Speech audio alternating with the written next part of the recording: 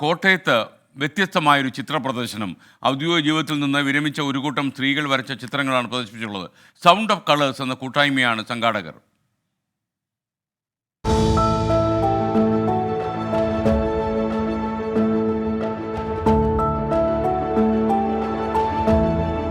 പെൺജീവിതങ്ങളുടെ നേർക്കാഴ്ചകളാണ് ഇവിടെ നിറങ്ങൾ ചാലിച്ച് അവതരിപ്പിക്കുന്നത്. ഓരോ ചിത്രത്തിനും ഓരോ കഥയുണ്ട് പറയാൻ.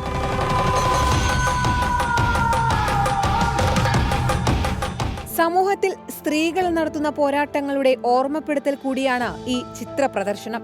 ഇതിൽ 15 കലാകാരന്മാരാണ് പങ്കെടുത്തിരിക്കുന്നത്. അതിൽ 11 പേരും വനിതകളാണ്.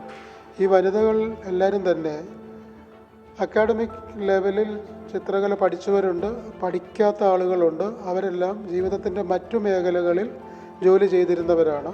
8 പെയിൻറ്റിങ് സ്ത്രീകളുടെ ഭാവങ്ങളും അതിലെ വിഹ്വലതകളും ഒക്കെ പ്രതിഫലിക്കുന്നതാണ്.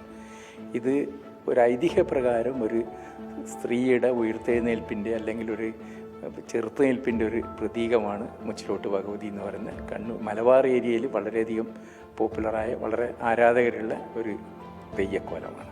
പ്രമേയത്തിലെന്ന പോലെ ചിത്രരചന രീതിയിലുമുണ്ട് ഒരുപാട് വ്യത്യസ്തതകൾ.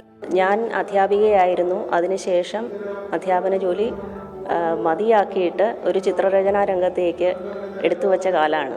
അത് മുന്നോട്ട് പോകാൻ വേണ്ടിയിട്ടാണ് ഇപ്പോൾ ഈ വര ആർട്ട് ഗാലറിയുടെ ആഭിമുഖ്യത്തിലുള്ള ഈ സൗണ്ട് ഓഫ് കളേഴ്സ് എന്നുള്ള ചിത്ര പ്രദർശനത്തിൽ പങ്കെടുക്കുന്നത്.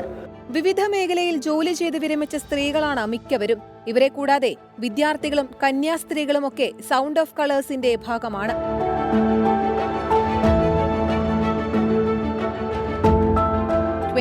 കോട്ടയം.